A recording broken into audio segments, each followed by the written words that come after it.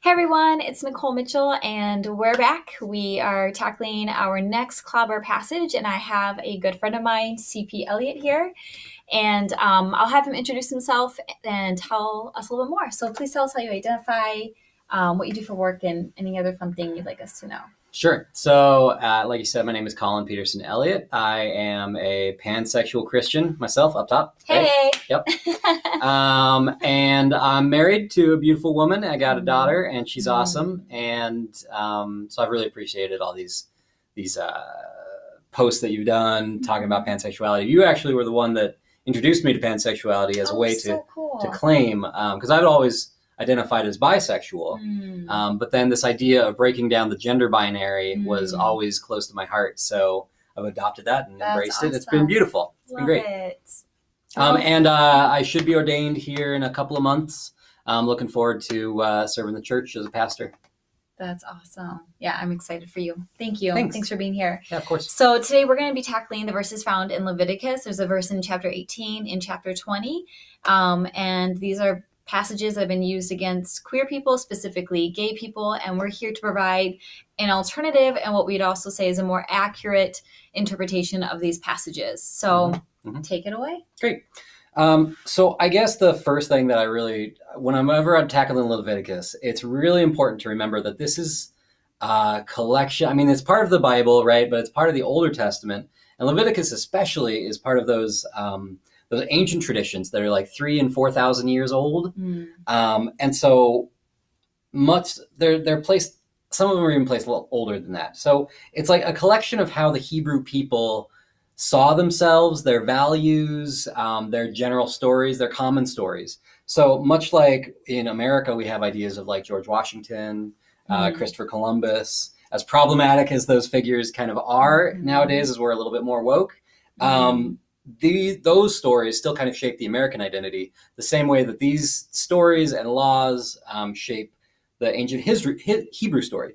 So they use, and I've got my notes here, right? Because I'm a big fan of the Bible. So I got my MDiv. I graduated this past year with my MDiv with a focus in Bible. And so I'm big on the Bible, right? And so I have my notes because I'm going to be reading a lot of the Bible verses, because it's not so much that I'm going to reinterpret, it's that I'm going to read them, we're going to listen to them, and we're going to see what they mean. Because the passages that are taken so wildly out of context. When you hear what's around it and you see the entire book of Leviticus, knowing that it's part of a history of a collection of books that are laws, histories, poetry, wisdom, prophetic records, and that these laws are one section of that culture's identity. It helps bring the text more to life so that you can understand what it was really all about. These texts are, of course, maintained by priests who worked with and for the kings.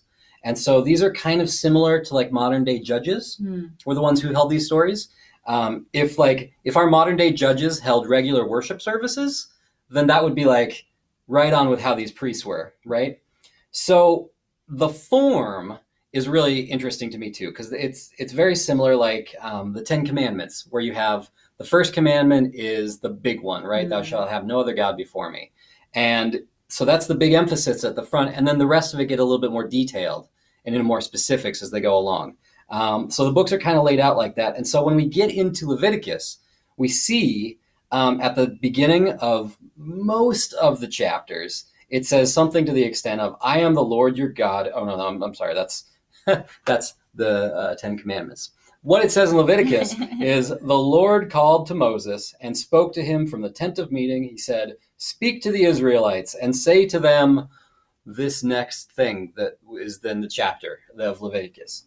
It's a recurring theme, this idea that God is speaking to Moses to go talk to the Israelites about this thing. He says regularly at the beginning of most sections, it's speak to the Israelites and tell them this. So if we want to apply it to our culture, it starts to get a little problematic because these are why other cultures were defiled and the Israelites were allowed to move into their land, right? So we need to apply either all of them or recognize that this was for a specific time and place and may not be compatible with our current daily lives. Because otherwise we're either hypocrites or we're defiling ourselves before God, right? So we don't want to do either of those things. So we either need to apply it uniformly or dismiss it as not applicable.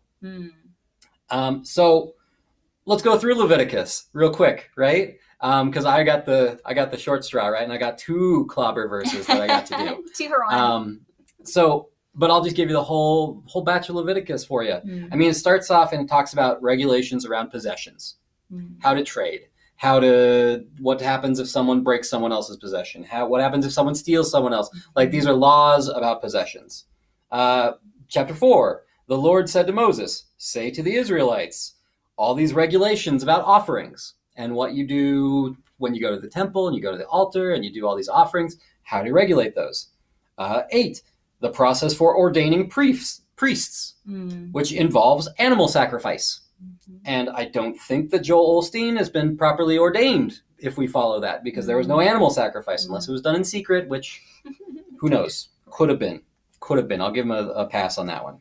Then it continues to go on with the process for dealing with dead bodies. It's pretty radically different. If you go ahead and read it, it's a little different. Proper food preparation comes next. And this includes forbidding the eating of pork, the eating of rabbit, birds that walk on land. So don't eat any of those things. If they do those, you can't eat those things. Otherwise, you're defiling God, you're defiling your culture, and you're going to reap all the bad stuff that comes later on. The consequences. The consequences, right? Then it deals with skin disease and how to deal. There's 2, 3, 4, 5 sections about how to deal with skin diseases, which seems like skin disease was a big deal to them, because there are all these different regulations about how to deal with all these skin diseases. It was a big deal. So there's lots of sections about how to deal with that. And then there's a section about atonement and how to atone.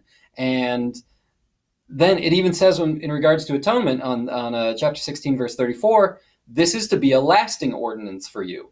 Atonement is to be made once a year for all the sins of the Israelites. So that's a lasting ordinance. That's the first time it actually talks about a lasting ordinance.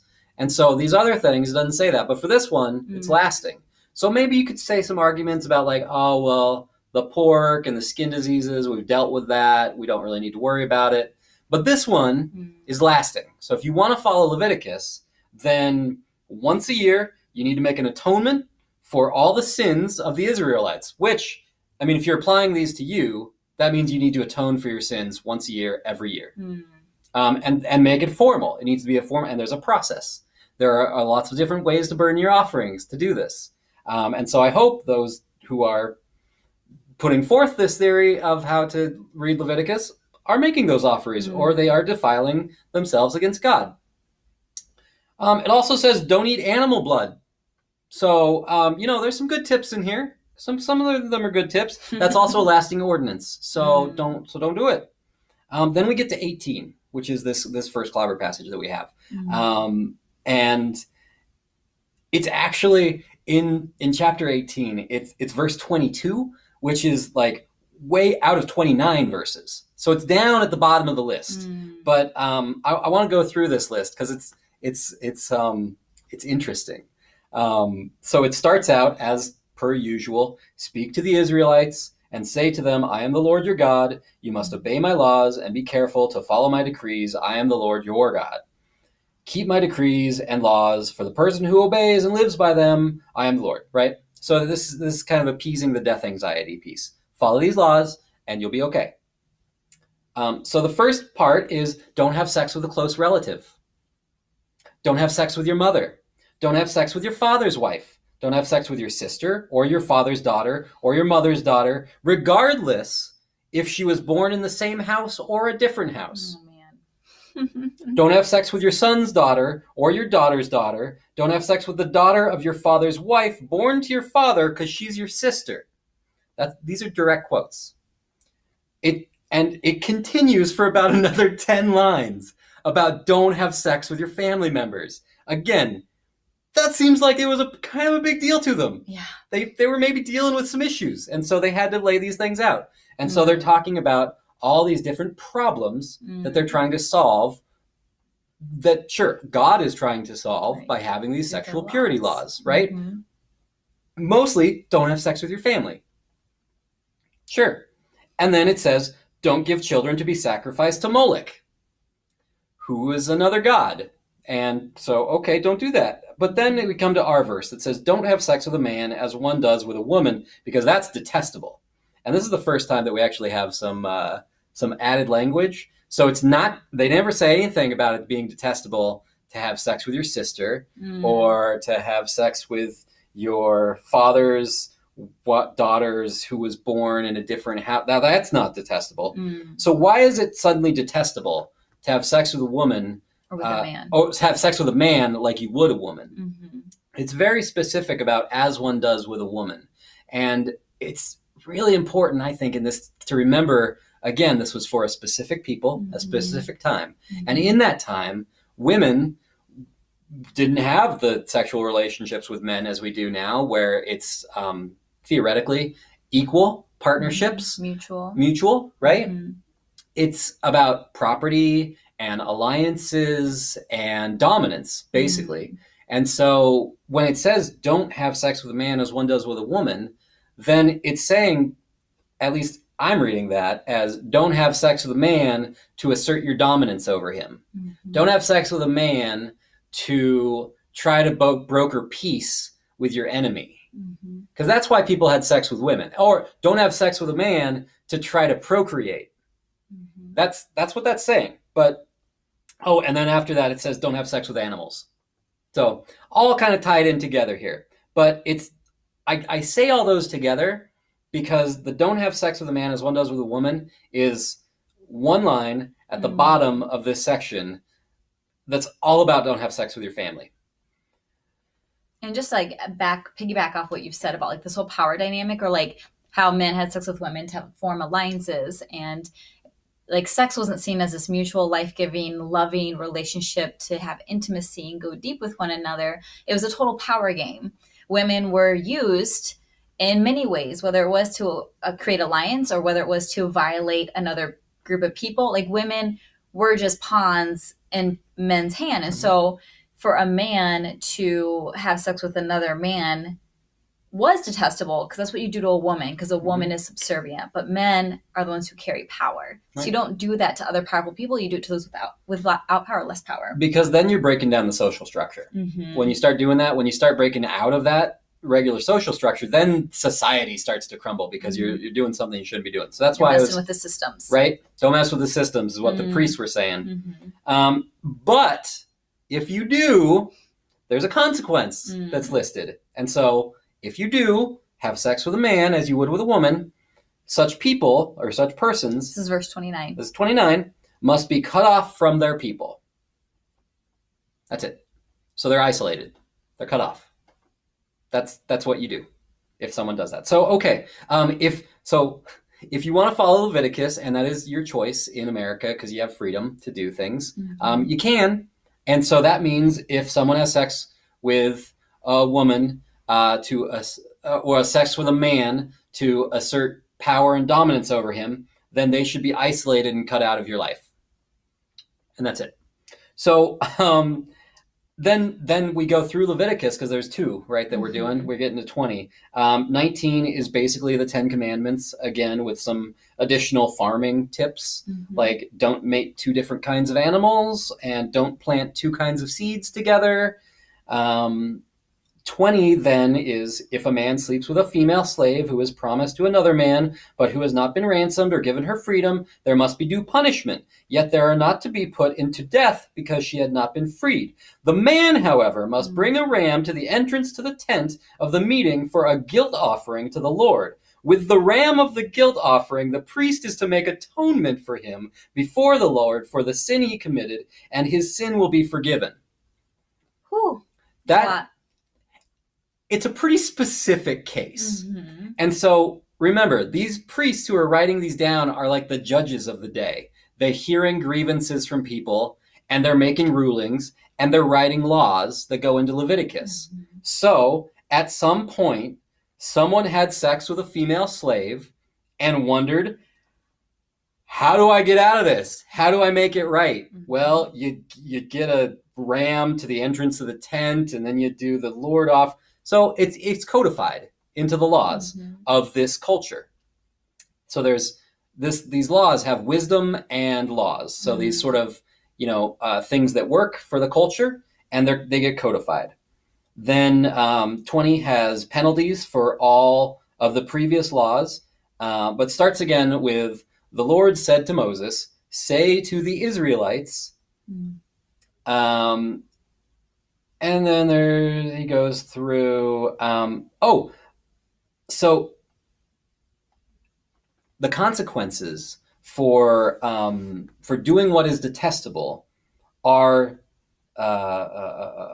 if a man, so here we are in 2013, if a man has sexual relations with a man, as one does with a woman, both of them have done what is detestable, they are to be put to death. Their blood will be on their own heads. Now, that is actually really interesting when you read Hebrew law, because to have their blood on their own heads, as opposed to on the heads of their children, or the blood will be on 3 generations or even 7 generations, that's actually a pretty light penalty. That it's only detestable, and the only people who suffer for it are the two involved in the sexual act. A lot of these other penalties that you see in Deuteronomy or Leviticus and other places, they talk about the curse that will follow on the 3rd generation or the 7th generation, talking about these things are so terrible that your entire family is going to suffer if you do them. Whereas this is only you're going to be punished for it. So it's actually a degree, it's not as punishable as some other offenses that are listed. Yeah, that's a good point.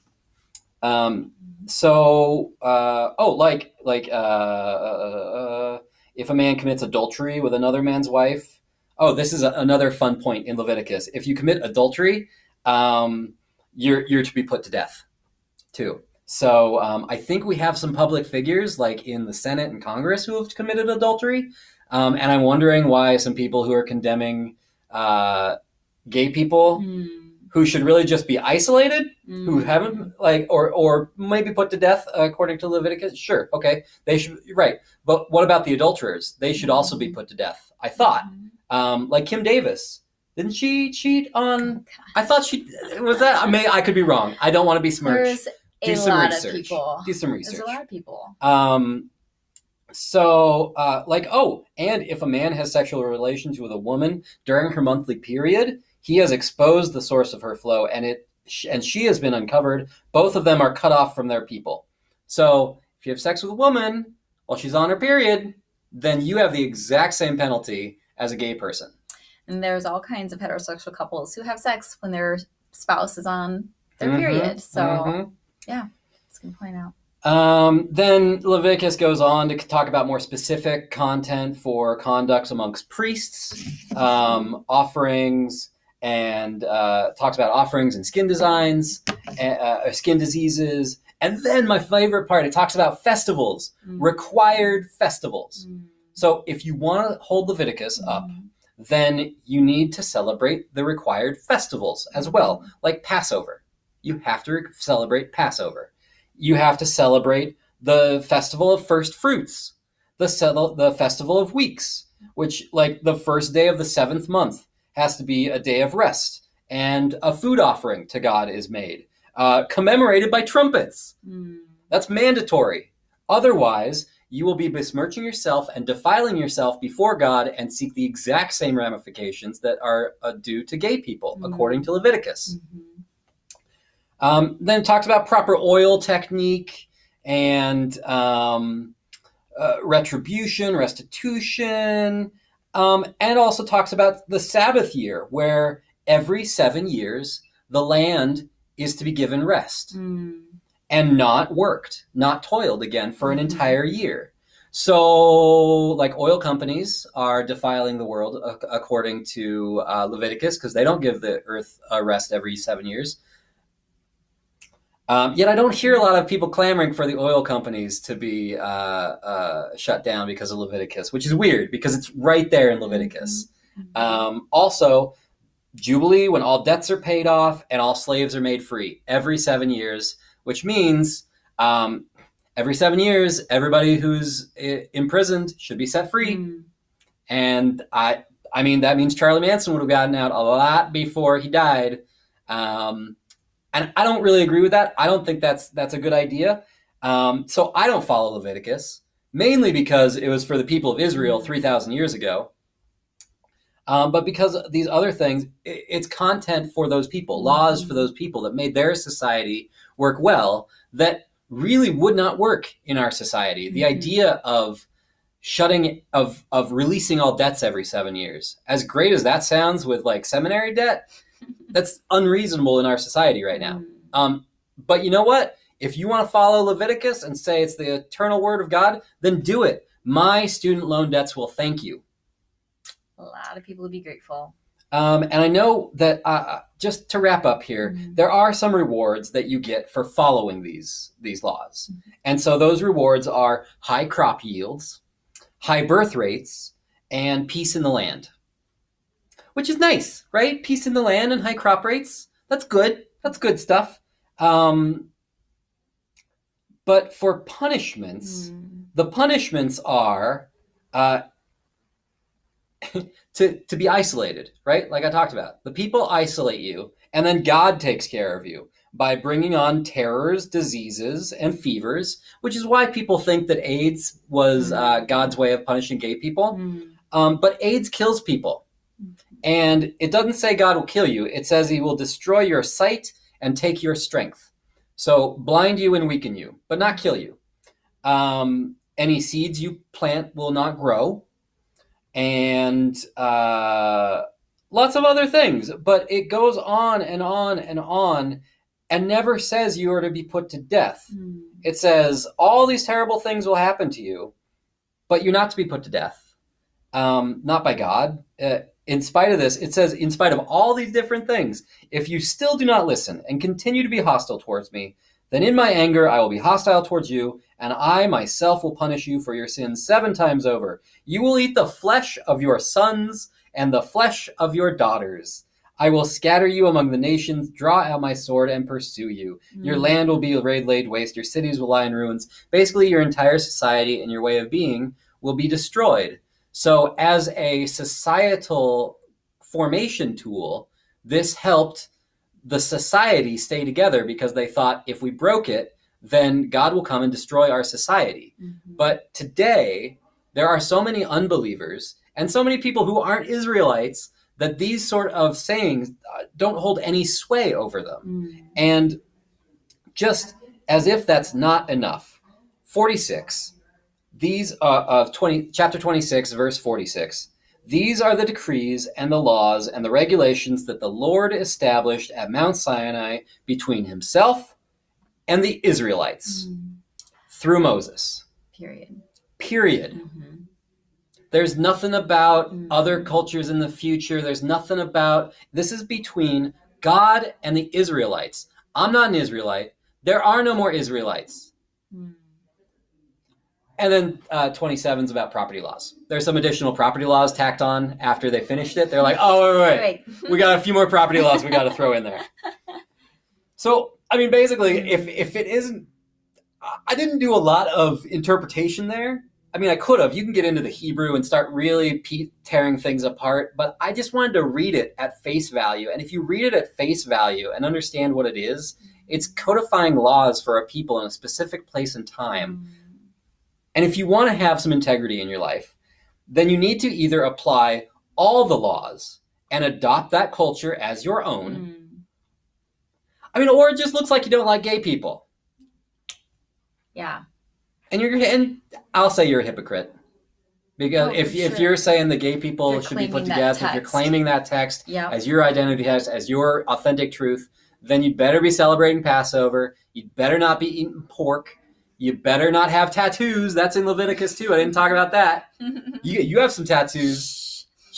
Watch out. Defiling. I mean, if she was an Israelite, which she's not. So she's not defiling. Thank you. Yeah, I think what's so fascinating as CP was reading so many verses straight from Leviticus is that none of those have been talked about to me in all these years of the conservative theology I was in for most of my life. None of those other passages were talked about except for those two random verses about supposed homosexuality.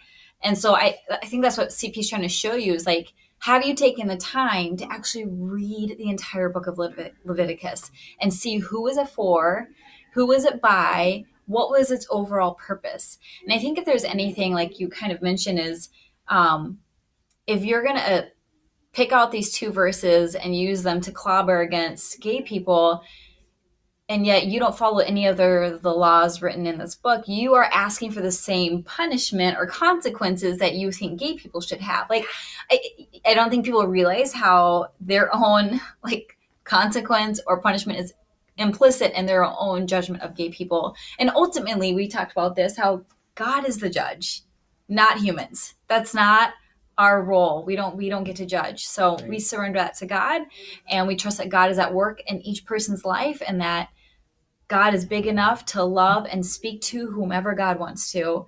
And we don't do the saving. We don't do the coercing. We don't do the clobbering. We do the loving. Mm-hmm. Is there anything else you'd like to say to wrap it up? I mean, that's pretty good. Just that if you want to, I hold the Bible very dear. I've read it a lot, as you maybe can tell. And I hold it all pretty much equally valid and important. And so if you want to hold Leviticus as the inerrant word, good on you, do it. And I'll expect to see you at the next Seder. The what? Passover. That's a Passover meal. See, you didn't know. I didn't even know. But you should. But I should. If you're celebrating Passover.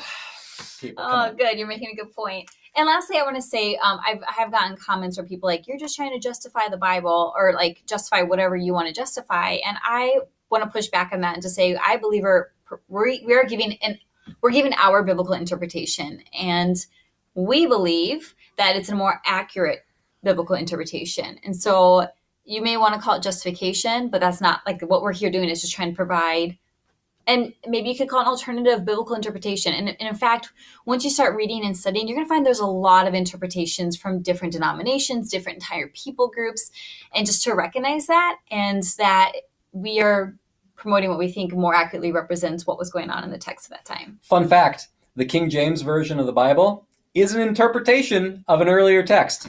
Yeah, I don't think most people actually fun fact. really know that. Yeah. So conversation for another time. Thank you so much, CP. My I appreciate pleasure. it. And thank you guys for joining us. I hope this gives you just some stuff to think about. We'll have some resources down below for you guys to check out.